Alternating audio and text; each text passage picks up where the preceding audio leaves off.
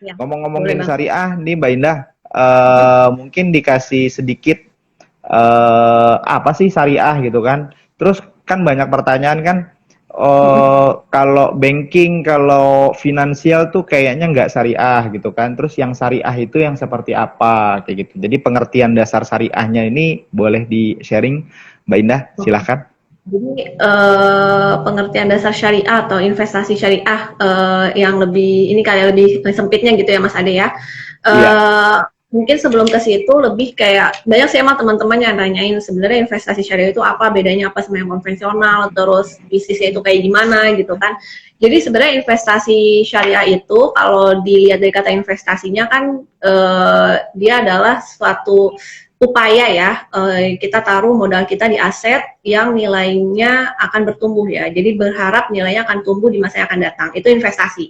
Nah, gimana kalau oke. investasi syariah gitu? Investasi syariah ya dia kegiatan investasi yang memang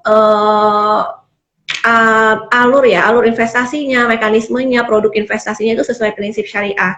Jadi kalau teman-teman kita nggak, misalkan nggak bicara tentang yang pasar modal dulu ya, kita bicara investasi yang secara generalnya dulu kayak teman-teman punya kos-kosan gitu kan, itu kan investasi ya. Nah, Iya, kalau misalkan kos-kosan ataupun propertinya dipakai disewain buat rumah keluarga gitu kan yang sudah menikah gitu.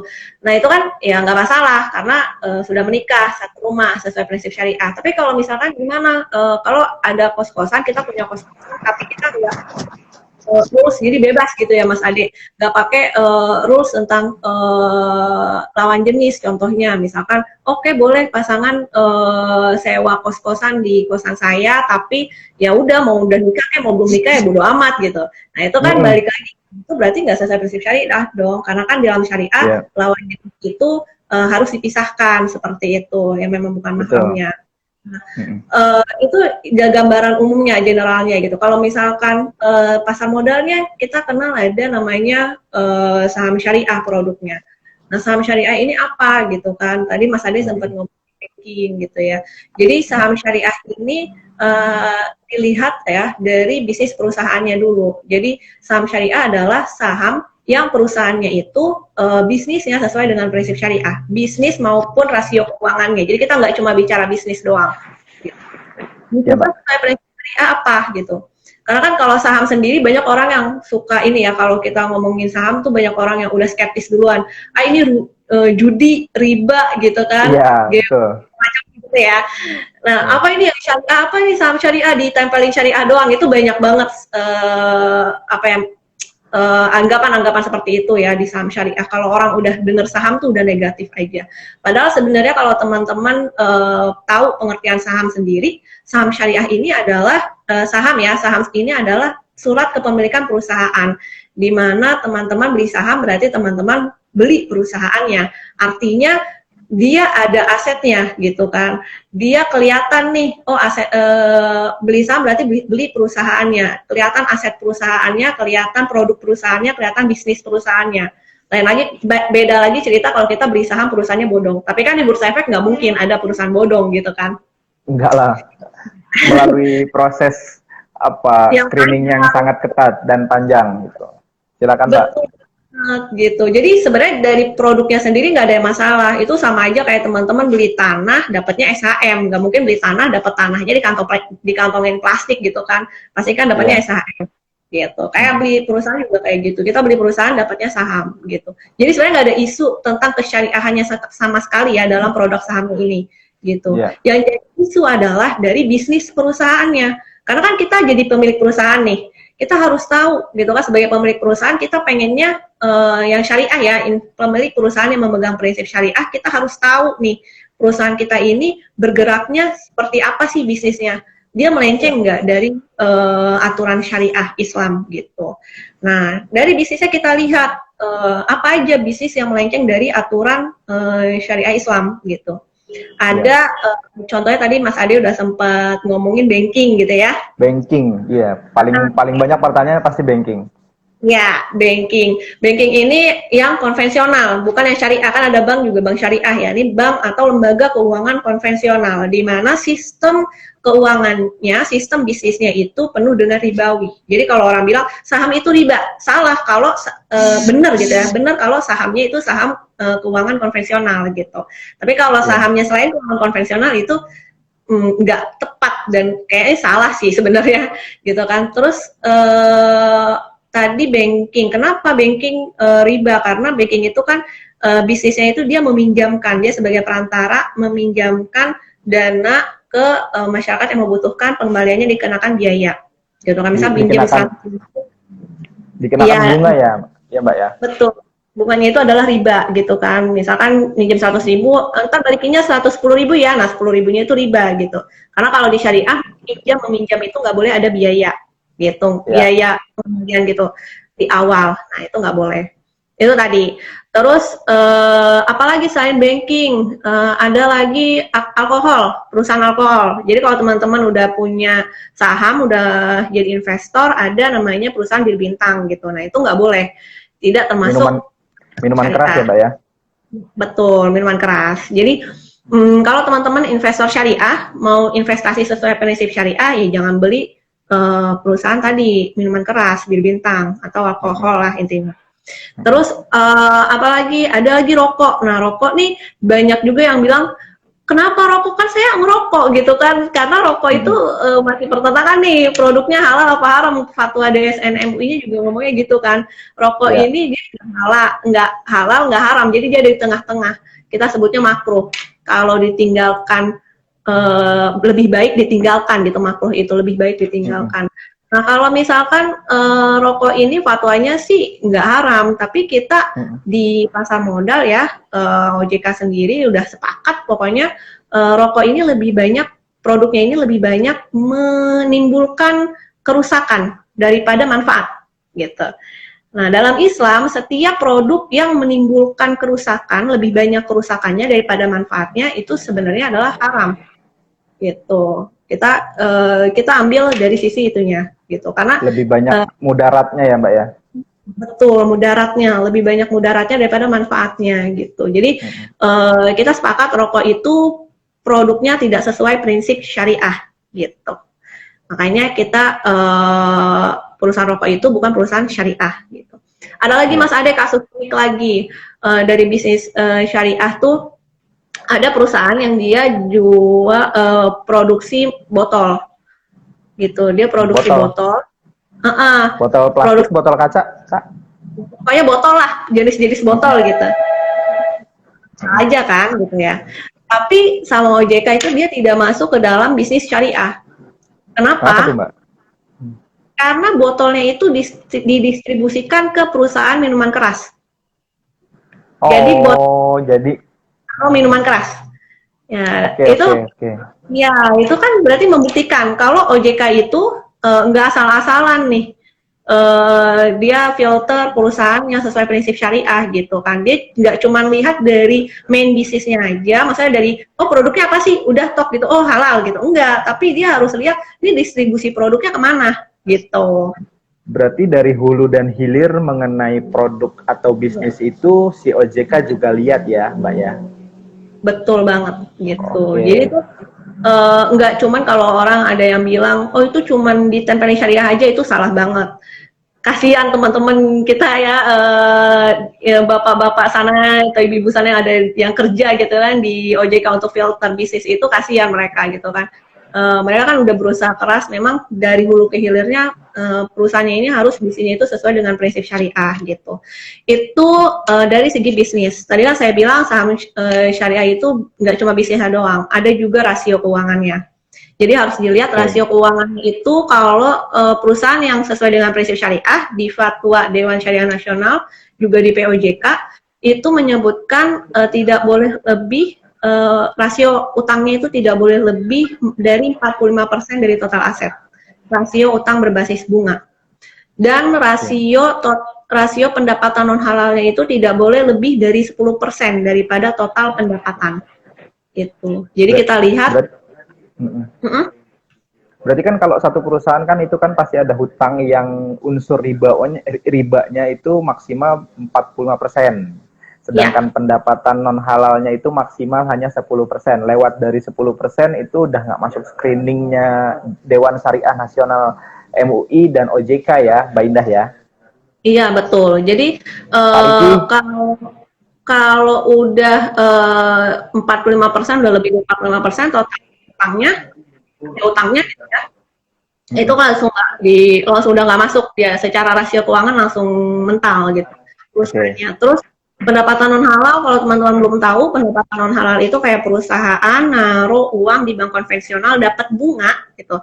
Nah, itu adalah pendapatan non halalnya gitu. oke. Berarti kalau misalkan ada satu perusahaan taruh keuangannya dalam jumlah besar, dibelikan deposito dan dia coba mendapatkan bunganya tapi lebih dari 10% itu udah masuknya kategori pendapatan non halal ya Mbak ya. Oke. Betul, betul. Mm. Banyak orang yang nanya dan komplain kenapa ada rasio itu. Karena sebenarnya idealnya dalam syariah itu rasionya adalah 0% Mas Ade. 0% Nah, Mbak.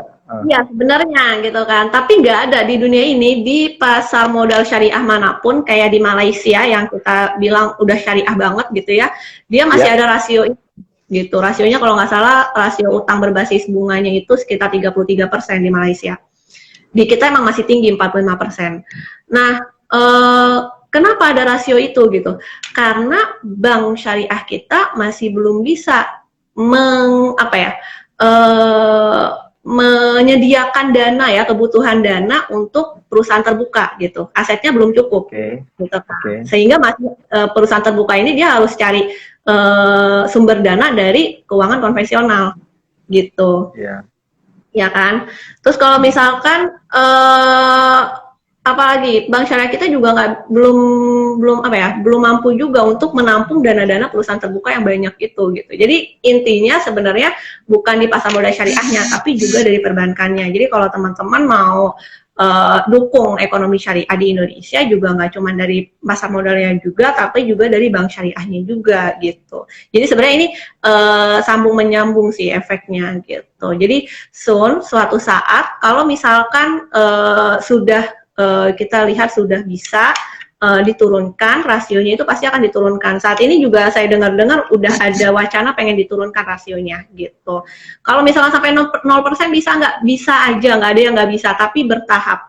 Karena kita percaya ya ada kaidah fikihnya yang menyatakan kalau memang kaidah fikih atau hadis ya, saya lupa. Pokoknya kalau memang tidak bisa kalau memang tidak bisa ini sepenuhnya ya, apa namanya, dilaksanakan sepenuhnya, maka jangan ditinggalkan sepenuhnya. Artinya kalau memang masih bisa jalan dengan apa yang ada saat ini, kita jalanin dulu pelan-pelan, kita akan sempurnakan kayak gitu. Yang Kalau dari 45% mudah-mudahan lebih turun kayak Malaysia 33 atau bahkan di 0% gitu kan. harapan Tapi melalui proses yang lumayan panjang ya pasti ya Mbak ya. Oke, kita masuk ke materi selanjutnya. Kan tadi Mbak Indah udah jelasin definisi syariah secara basicnya tuh Mbak.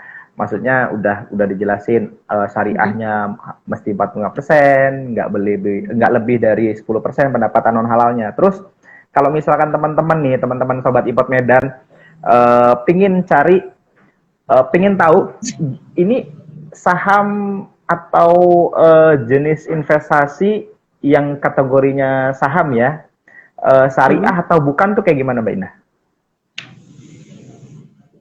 Itu saya tadi kan udah sempat dijelasin ya, Iya. kira-kira ya sebenarnya kategorinya ya sama. Ada nggak sih maksudnya gini, di luar dari situ ada nggak yang semacamnya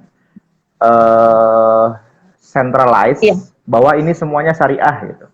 Oh ya, ada. Jadi memang saham syariah itu ciri-cirinya itu jenisnya ya, kalau kita bilang itu ada dua. Ada yang dia memang dari awal pembentukan perusahaannya ADART-nya itu sudah perusahaan syariah. Okay. Jadi seluruh bisnisnya, alur bisnisnya itu semuanya sesuai prinsip syariah, bahkan pencatatan keuangannya, accountingnya semuanya pakai panduan syariah Islam gitu. Jadi itu adalah perusahaan-perusahaan biasanya sih keuangan ya, keuangan syariah biasanya gitu. Tapi ada juga yang lain. Tapi kalau misalkan di bank di pasar modal syariah sendiri saat ini yang listing itu baru ya dari perusahaan-perusahaan bank syariah gitu, kayak BRI Syariah, BTPN Syariah, sama Panin Dubai Syariah. Terakhir itu ada asuransi syariah itu kodenya Jimas gitu. Jadi Dimas, baru 4. Dimas. Iya. Baru 4 ya. Jadi Finansial yang benar-benar syariah. Syariah mau investasi syariah cuma bisa beli 4 perusahaan itu aja. Itu kan apa, cuma 4 doang, nggak ada pilihannya gitu. Bahkan satu sektor lagi kan. Kita kan maunya yang lebih banyak variannya gitu. Makanya adalah tadi perusahaan-perusahaan yang dia memang ADART-nya itu tidak menyatakan bahwa dia adalah perusahaan syariah, tapi proses bisnisnya dan rasio keuangannya sesuai dengan prinsip syariah gitu. Sesuai dengan prinsip syariah, ketentuannya seperti apa? Ketentuannya yang udah sebelumnya tadi saya sebutkan. Jadi dari bisnisnya dan juga dari rasio keuangannya gitu. Kalau misalkan kita lihat saham syariah itu kan banyak banget ya Mbak Indah ya. Tadi Mbak Indah udah bilang dari sektor banking. Kalau di IHSG sendiri yang merupakan yang kumpulan dari seluruh emiten itu kan hampir 700 ya, hampir 700 emiten. Nah, itu kan nggak semuanya pasti konven gitu kan, ada beberapa yang syariah. Nah, Mbak Indah boleh kasih nggak apa sih yang menjadi rujukannya bagi para investor syariah ini untuk membeli saham? Oh, saya harus kemana nih? Entah saya pilih Jakarta Islamic Index atau yang Islamic Index yang ISSI gitu. Mbak Indah mungkin bisa kasih masukan? Ya, mungkin banyak yang agak bingung ya, ketuker nih ada indeks saham syariah, ada banyak yang mungkin yang udah tahu, yang belum tahu indeks saham syariah itu ada satu sebenarnya itu ISSI gitu kan. ISSI ini adalah seluruh kumpulan yang jadi composite untuk saham syariah. Jadi kumpulan saham-saham syariah yang ada di Bursa Efek Indonesia gitu. Jadi kalau teman-teman mau tahu rata-rata harga saham syariah di Bursa Efek Indonesia saat ini lagi turun atau lagi naik, itu lihatnya ISSI. Jadi ISSI ini kayak versi hijrahnya IHSG gitu. Nah, versi hijrahnya. Ya, betul. Kalau teman-teman mau lihat keseluruhan saham syariah di Bursa Efek Indonesia, lihatnya ISSI. Itu adalah indeks saham syariah Indonesia. Tapi ada juga indeks saham syariah di mana kita filter ya, kita filter berdasarkan market cap dan juga likuiditasnya gitu. Contohnya apa? Seperti JII Jakarta Islamic Index. Nah, JII ini baru tahun 2018 itu muncul lagi dia anaknya. Jadi JII 70 gitu. Bedanya apa? Jadi Jakarta Islamic Index ini adalah kumpulan saham-saham syariah yang market cap-nya dan likuiditasnya paling tinggi. Nah, ada dua nih, JII 30 yang isinya 30 saham syariah yang market cap dan likuiditasnya paling tinggi. Ada JII 70 yang isinya 70 saham syariah, market cap dan likuiditasnya paling tinggi. Bedanya apa? Bedanya cuman di banyaknya aja, yang satu 30, yang satu 70 gitu. Jadi kalau teman-teman mau pilih saham syariah yang apa ya? Kalau kita bilang high quality jomblonya lah gitu lah ya, yang paling bagus gitu. Nah, itu bisa pilih 30 ya Kak ya? Ya, JI 30. Tapi kalau misalkan ngerasa paling, kalau trading kan pengennya varian lebih banyak lagi ya, Mas ya. Nah, bisa jadi acuannya JI 70 kayak gitu. Next, bakal ada lagi mungkin dari bursa mungkin lagi sedang dikembangkan gitu kan ya untuk indeks-indeks saham lainnya. Kita berdoa aja ya, mudah-mudahan bisa nambah lagi biar teman-teman bisa punya pilihan dari kriteria-kriteria saham lainnya gitu. Oke Mbak Indah. Mbak Indah saya skip pertanyaan, ada pertanyaan yang bagus nih Mbak Indah dari pada Rizky 21. Kak, kalau perbedaan obligasi dengan sukuk itu bagaimana ya? Mau dijawab sekarang atau kita bahas produk turunan dari saham dulu yaitu reksadana atau langsung ke obligasi? Terserah Mbak Indah. Boleh sih, sebenarnya sama aja kan ya, karena nanti reksadana juga ada obligasinya ya. Boleh aku jawab dulu? Boleh. Perbedaan obligasi dengan sukuk. Dulu sukuk ini kalau boleh cerita ya, sukuk ini dulu tuh namanya obligasi syariah gitu. Obligasi syariah. Jadi obligasi yang sesuai prinsip syariah. Tapi karena mekanismenya beda banget sama obligasi gitu, maka diubahlah jadi sukuk gitu. Nah, seperti apa perbedaannya? Perbedaannya sebenarnya cuma di hal mendasar, yaitu di underlying aset. Kalau obligasi, aset yang mendasarinya adalah utang, gitu kan? Karena obligasi itu surat utang. Kalau Ya, surat sukuk, utang. ini adalah aset, gitu. Aset yang berwujud gitu, aset berwujud atau suatu proyek tertentu, gitu. Itu sukuk. Jadi obligasi dan sukuk ini beda banget. Kenapa? Karena obligasi itu surat utang. Ya udah, saya keluarin surat utang 100 juta, nanti kamu beli deh. Nanti saya per bulan kasih bunga sekian persen gitu kan, atau per tahun gitu. Itu Pokoknya obligasi. ya itu obligasi seperti itu. Sedangkan kalau di Islam sendiri tadi kan udah dibilang, kalau setiap pinjam meminjam atau utang piutang itu tidak boleh ada kelebihan dana di awal. Beda halnya kalau misalkan saya minjem uang ke teman saya lebihin deh 50.000 karena ya ikhlas lah, karena dia udah mau bantu saya, kayak kasih hadiah gitu, itu boleh. Tapi kalau sudah disepakati dari awal, saya contohnya ya, saya minjem ke Mas Ade.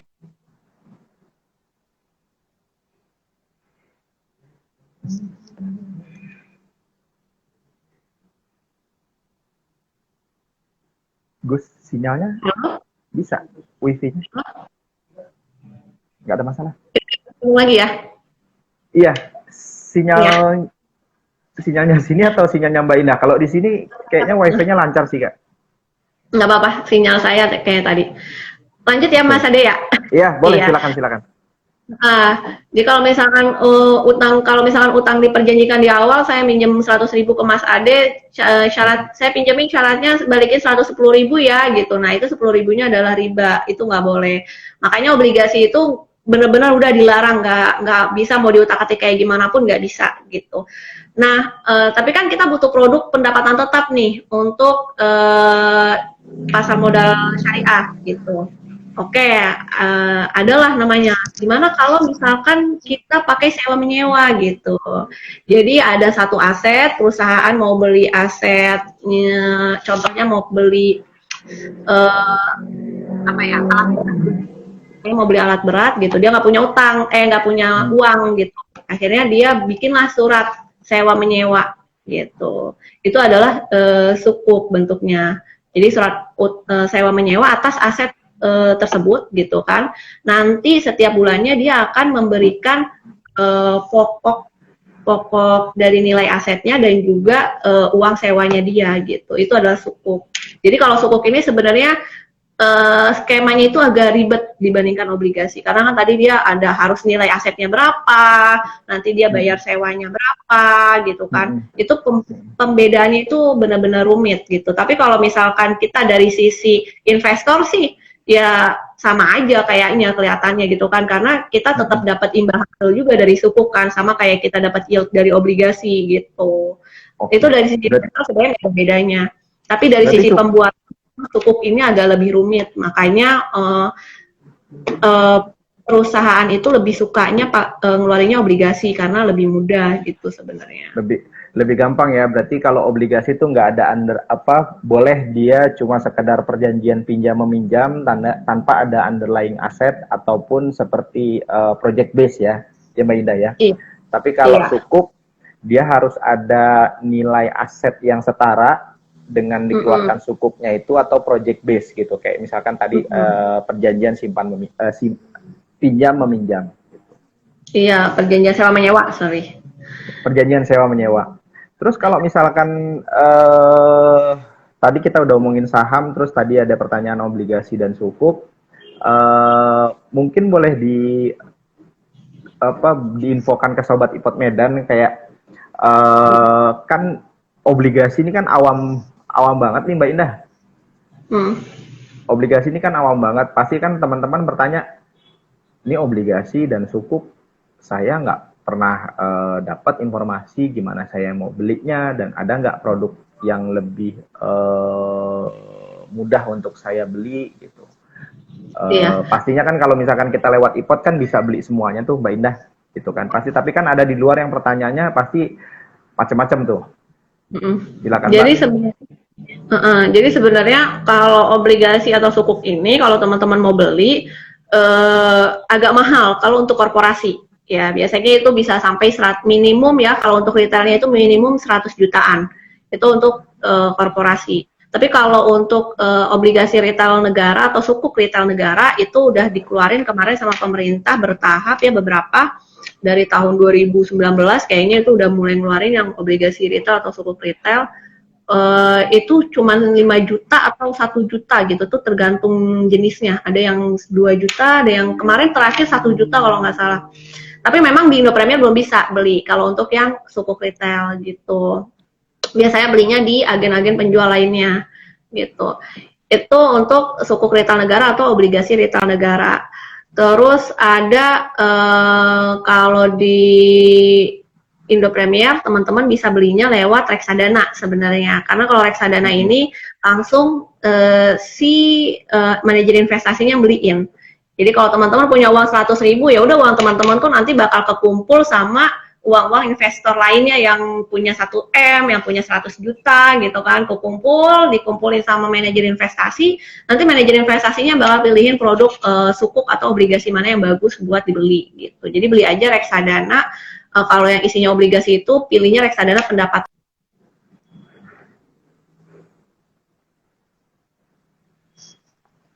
Halo Mbak Indah, suaranya agak menghilang lagi.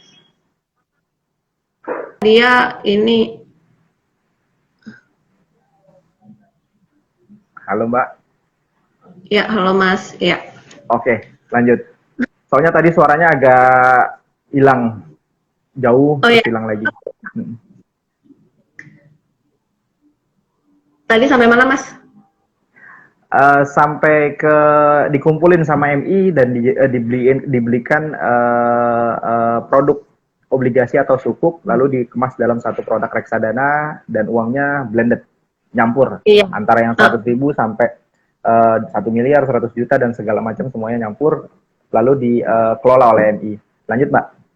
Iya, jadi nanti kalau teman-teman mau beli obligasi atau sukuk yang korporasi yang kiranya perlu modal besar gitu kan, beli aja reksadana pendapatan tetap atau campuran atau pasar uang gitu kan.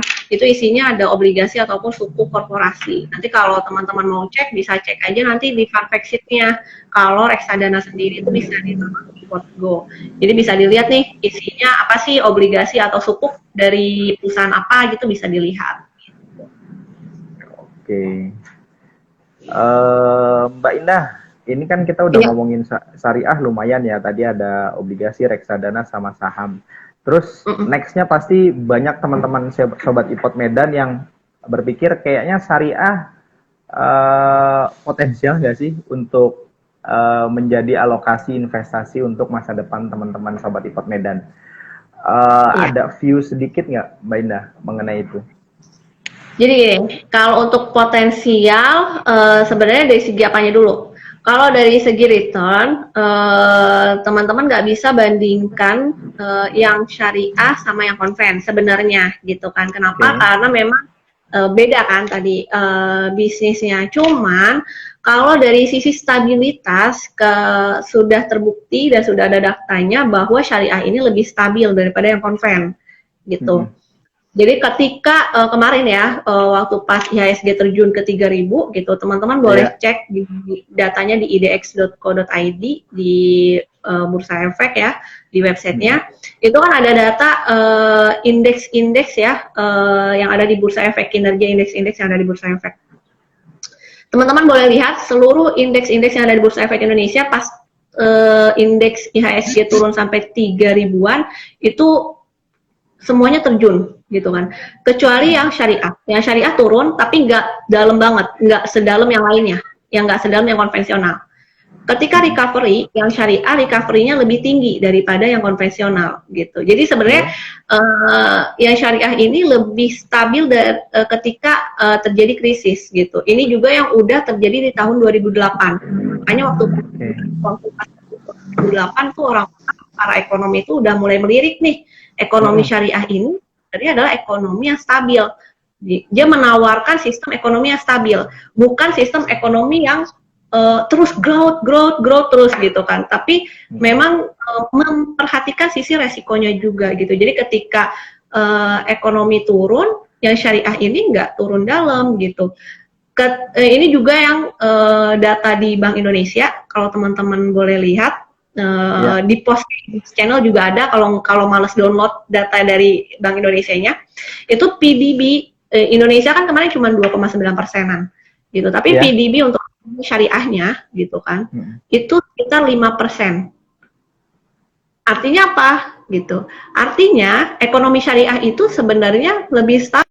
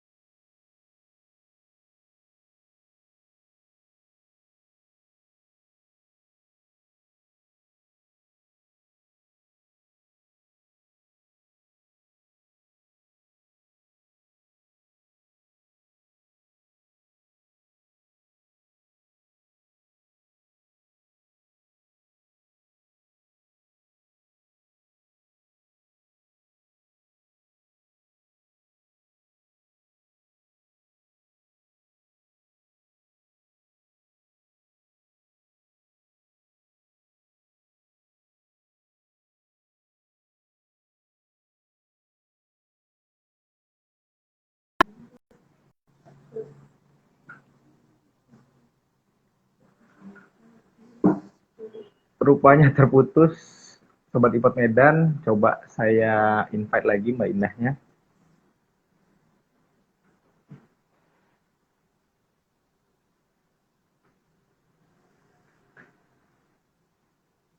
Oke.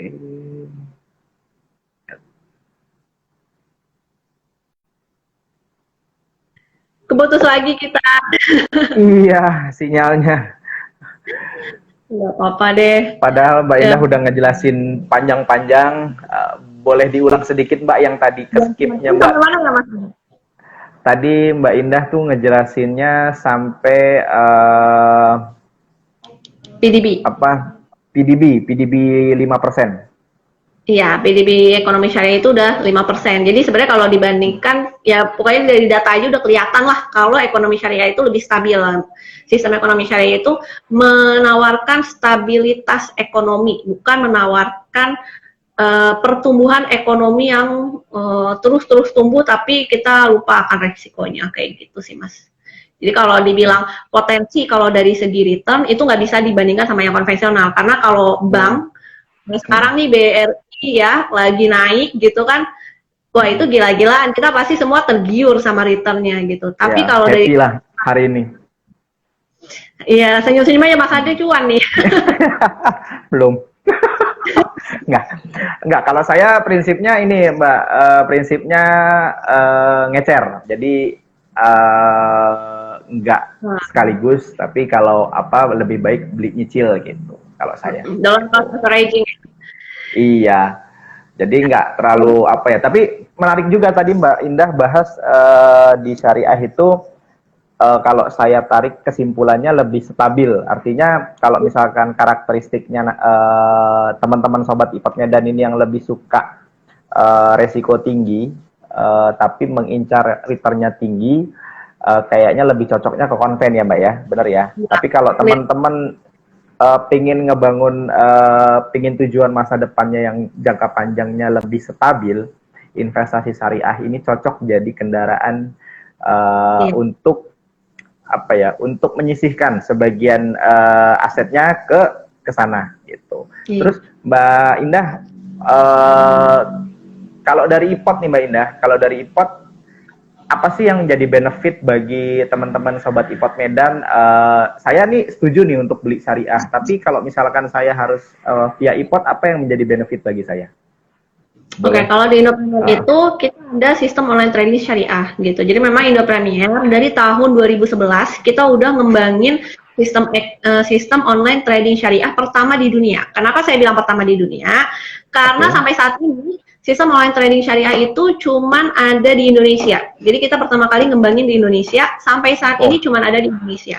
Mau Malaysia bilangnya ekonomi syariah paling maju, mau Inggris bilangnya ekonomi syariah paling maju, tapi kalau dia soal pasar modal syariah, dia masih acuannya ke Indonesia. Gitu, karena baru punya sistemnya. Sistem online trading syariah ini teman-teman mengotomatiskan teman-teman untuk beli saham itu hanya saham syariah aja. Karena kan kalau saham ini nggak ada embel-embel syariahnya ya. Contoh, Unilever sama Unilever yang konven sama Unilever yang S dibedain, enggak gitu. Unilever yang karena dia bisnisnya sesuai prinsip syariah ya dia masuknya saham syariah gitu. Ada beberapa saham-saham kayak misalkan properti atau misalkan konstruksi yang utangnya lebih dari 45% dari total aset, ya udah dia nggak masuk ke saham syariah. Nah itu kan agak ribet ya kita buat filternya. Masa sih harus dilihat tiap hari nih atau tiap 6 bulan sekali kan di filter sama OJK gitu ya. Setiap 6 bulan sekali saya lihat ini sahamnya masuk ke syariah atau enggak gitu kan, keluar syariah atau enggak, itu kan ribet. Nah kalau pakai SOTS ini teman-teman tinggal klik buy aja. Kalau misalkan tidak sesuai prinsip syariah ya akan ditolak sama sistem. Atau ketika teman-teman tiba-tiba hilaf pengen beli banking gitu kan, yang konven, iya sama sistem banking konven gitu kan langsung ditolak sama sistem. Terus apalagi selain dari sisi produknya cuma bisa beli yang syariah aja, dari sisi mekanismenya, jadi transaksinya itu hanya sesuai prinsip syariah. Apa aja mekanisme transaksi yang tidak sesuai prinsip syariah? Contoh teman-teman transaksi pakai margin trading. Margin trading itu ketika teman beli saham 100.000, uangnya kurang, nilainya sahamnya nilainya 100.000, sahamnya nilainya 200.000, uangnya cuma 100.000, kurang 100.000 lagi. Kalau di konvert dan pakai margin ya kan, ditawanya dulu sama itu, pengembaliannya dikenakan biaya gitu kan. Nah, kalau di tapi kita punya kewajiban balikin. Iya, balikin ada gitu. Nah, di syariah tadi meminjam dengan biaya di awal itu dilarang gitu. Makanya margin trading itu dilarang gitu. Jadi kalau di syariah itu cuma bisa beli saham sesuai dengan kas yang tersedia di rekening gitu. Kalau kurang itu akan otomatis ditolak sama sistem. Penolakannya adalah transaksi Anda ditolak karena terindikasi riba gitu. Karena pakai margin tadi ya. Ya, itu margin. Terus ada lagi yang short sell. Banyak orang nih yang short sell nih banyak salah paham. Kenapa? Karena short sell dibilangnya short pendek, sell jual, short sell jual pendek gitu. Jadi mereka bilang, oh saham syariah nggak bisa short sell, berarti nggak bisa beli jam 9, jual jam 10. Salah gitu kan. Saham syariah itu aja beli jam 9, jual jam 10 boleh-boleh aja. Selama sahamnya itu udah done. Artinya transaksinya itu udah ada lah, udah selesai lah, udah ada di portofolio lah sahamnya. Udah full match lah gitu ya. Ya kayak. Nah, gitu. Baru bisa dijual gitu. Ketika sudah dijual, ya sudah, dan kecuali kalau misalkan dibeli masih dalam antrian di status gitu kan, tapi kita udah jual duluan. Artinya sahamnya ini belum jadi milik kita, tapi kita udah jual duluan. Nah itu yang nggak dibolehkan. Short sell itu adalah yang seperti itu. Gitu. Nah, perlu teman-teman ketahui short sell juga udah dilarang sama Bursa Efek Indonesia. Jadi sebenarnya Bursa Efek Indonesia ini sadar gitu. Short sell kalau di luar negeri itu short sell masih ada gitu, masih diperbolehkan. Di Indonesia nggak diperbolehkan. Kenapa? Karena dia mengganggu mekanisme pasar. Gitu. Jadi ini tuh kayak sebenarnya kalau dilihat lagi, berarti kan sebenarnya ekonomi syariah itu dia itu menjunjung tinggi mekanisme pasar, dimana kalau emang belum punya barangnya ya jangan jual dong. Masa lu jual barang yang belum lu punya, lu jual jual karung kosong dong gitu kan. Itu merusak mekanisme pasar. Terus kayak misalkan pinjam meminjam tadi, margin trading. Kalau teman-teman masih pemula, sok-sokan margin trading itu pasti dilarang. Kenapa? Karena margin trading itu menawarkan resiko yang lebih tinggi. Ketika teman-teman pakai margin trading, gitu kan, investasinya, berarti kan kita mengharapkan return yang lebih tinggi. Karena kita ngitungin pengembalian dana ke sekuritas plus biayanya. plus belum berarti untung buat gue nya berapa gitu kan. Itu kan berarti kita mengharapkan keuntungan yang lebih tinggi. Nah, setiap investor yang mengharapkan keuntungan yang lebih tinggi akan ada resiko yang lebih tinggi melekat di dalamnya gitu. Jadi pasti kalau yang awal-awal tuh jadi nanti psikologinya jadi kurang tepat, akhirnya pilih saham-saham yang beresiko tinggi, akhirnya nanti ambiar portofolionya, bingung balikin dana pinjamannya gitu. Jadi memang sebenarnya kalau saya boleh bilang ya itu, balik lagi ekonomi syariah tuh benar-benar luar biasa, memang menjunjung tinggi stabilitas dan juga mekanisme pasar kayak gitu. Oke. Berarti segala hal yang punya kemungkinan merugikan ini kalau dari dalam sistem online trading syariah ini memang semua auto reject ya, kena auto reject ya Mbak ya. Gitu. Semuanya. Terus ada lagi ada lagi satu lagi di Indonesia itu pakai SOTS otomatis bank RDN-nya atau penampungan dananya itu banknya syariah.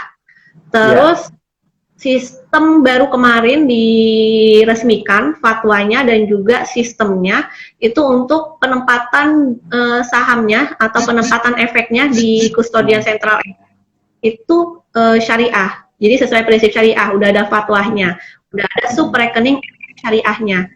Jadi sebenarnya mulai dari sistemnya, penempatan dananya, penempatan efeknya itu semuanya sudah sesuai prinsip syariah. Jadi udah full syariah banget lah gitu kalau di Indonesia. Kalau teman-teman bandingkan sama pasar modal syariah di luar, tadi even kayak Malaysia ataupun Inggris belum ada yang kayak kita gitu. Jadi kayak sayang banget kalau teman-teman di Indonesia udah jadi warga negara Indonesia masih beranggapan skeptis tentang pasar modal syariah kita gitu. Yang negatif-negatif lah, pasar modal syariah, judi, riba, segala macam itu sayang banget. Karena sistemnya memang udah syariah itu gitu. Berarti udah ibaratnya gini ya lah, Mbak ya. Berarti udah RDN-nya syariah, dibuatinnya di bank syariah, lalu sub rekening efeknya yang terdaftar di Bursa Efek Indonesia itu juga yang syariah. Terus belinya saham atau reksadana yang syariah. Jadi teman-teman nih Sobat Ipot Medan kalau udah yang punya syariah ini nggak usah khawatir gitu untuk beli investasinya via Ipot, mau saham mau reksadana itu syariah 100% lah. Gitu. Oke Mbak Indah, mungkin ada yang mau disampaikan lagi Mbak Indah terkait dari Ipot Syariah nih. Ipot Syariah ini kan kalau misalkan kita pakai sistem Ipot ya, itu lumayan membantu ya buat teman-teman Sobat Ipot Medan. Tapi ada pertanyaan nih Mbak Indah dari teman-teman yang di luar sana, kok buka akun Ipotnya masih yang kalau syariah masih pakai manual gitu.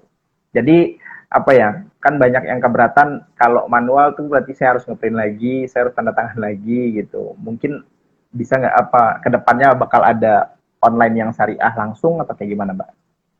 Oke, jadi ini saya mau curhat dulu sebentar sih. Pengennya juga langsung online kayak yang konvensional gitu. Kita udah ngembangin Indo Premier sebenarnya nggak ada masalah, kita udah bisa-bisa aja kayak gitu. Tapi yang ada masalah adalah dari RDN-nya gitu. Jadi RDN-nya ini sistemnya masih belum bisa buka rekening secara online gitu kan. Karena kan banknya harus syariah gitu. Kita nggak mungkin buka akunnya syariah, banknya konvensional gitu. Kasihan dong nasabahnya, orang dia berharapnya full syariah, masa dikasihnya yang konvensional banknya, itu nggak mungkin gitu. Jadinya ya daripada setengah-setengah gitu, mendingan ya udah nggak usah diadain dulu untuk sementara, pakai dokumen dulu gitu. Bisa nggak suatu saat nanti online? Bisa banget kalau investor syariahnya udah banyak. Kenapa? Karena kalau dilihat dari produk-produk syariah yang udah ada gitu kan, itu semuanya berdasarkan permintaan pasar. Jadi ada dulu nih yang mau make, baru diciptain gitu. Emang rata-rata kayak gitu kan kalau untuk pengembangan produk. Kayak reksadana, karena banyaknya orang yang pengen investasi syariah, maka pertama kali dibuatlah sama dana reksadana syariah gitu. Karena banyak banget MI yang udah punya reksadana syariah, bingung filter sahamnya, maka dibuatlah Jakarta Islamic Index pertama kali tahun 2000 kalau nggak salah tuh. Jadi sebenarnya ada pasarnya dulu, ada yang menggunakan. Makanya bisa nggak nih online? Bisa banget. Bank syariah bisa banget kita dorong buat ayo dong, lu masa ketinggalan sih sama yang konven gitu kan, bisa banget, tapi dengan catatan ada nggak yang mau pakai gitu. Jadi teman-teman ya dengan catatan didukung juga sama investor syariahnya, data-data investor syariahnya pertumbuhannya prospeknya ke depannya gimana nih untuk usernya gitu kan. Iya. Gitu. Jadi makanya bisa nggak kayak gitu, bisa banget, tapi balik lagi ke teman-teman lagi sebagai investor syariahnya kayak gitu. Berarti mesti lebih banyak nih gerakan investor syariah dari teman-teman, baik yang investor pemula ataupun investor yang udah berpengalaman untuk menghidupkan lagi marketnya syariah di Indonesia ya Mbak ya, supaya semuanya bisa terrealisasi dan lebih maju sistemnya. Kalau misalkan kayak gini aja udah kita lebih maju dibanding negara tetangga tadi, gimana kalau kedepannya sistemnya semuanya udah lengkap? Pastinya kan dari 270 juta rakyat Indonesia punya pilihan, punya apa ya, punya kebebasan menentukan finansial secara syariah gitu. Iya, betul banget. Oke Mbak Indah, mungkin ada tambahan lagi Mbak Indah sebelum kita akhiri sesi IG Live kita sore ini. Jadi sebenarnya kalau tambahannya adalah teman-teman, kalau emang teman-teman butuh produk investasi yang tadi yang lebih stabil, minim resiko gitu, teman-teman bisa pilih produk di pasar modal syariah gitu. Tapi kalau teman-teman mencarinya yang returnnya tinggi gitu kan, saya nggak terlalu menyarankan. Kenapa? Karena ya nanti ujung-ujungnya ujung-ujungnya jadi bukannya akun syariah, pengennya belinya bank konvensional gitu. Itu ntar agak ribet lagi buat teman-teman ke depannya. Tapi kalau teman-teman memang suka sama produk yang lebih stabil, yang lebih lebih berkah, kalau yang muslim ya, itu pakainya pasar modal produknya pasar modal syariah, ada saham syariah, sukuk, reksadana syariah yang tadi disebutkan gitu. Nah, banyak juga yang nanya ke saya, gimana kalau saya non muslim, saya mau jadi investor syariah, boleh nggak? Boleh banget gitu, karena ini bisnis, ini ekonomi, teman-teman dari latar belakang manapun ya boleh-boleh aja jadi investor syariah, mau muslim ataupun non muslim gitu kan. Yang penting tadi, karena kita sukanya produk yang stabil untuk jangka panjang gitu. Itu sih Mas Ade. Dan satu lagi, kalau teman-teman yang udah nonton live Instagram ini, saya pesan banget buat teman-teman untuk lebih menyebarkan informasinya ke teman-teman yang lain gitu kan, tentang pasar modal syariah ini. Jadi masih banyak juga orang-orang yang skeptis ya, orang-orang yang di luar sana yang pengen investasi, duitnya banyak tapi bingung mau di mana. Dia menguntungkan, stabil dalam jangka panjang, juga legal gitu kan. Karena miris banget kalau teman-teman udah investasi di pasar modal tapi masih ada tetangganya atau saudaranya yang ketipu investasi bodong. Itu aja sih dari saya.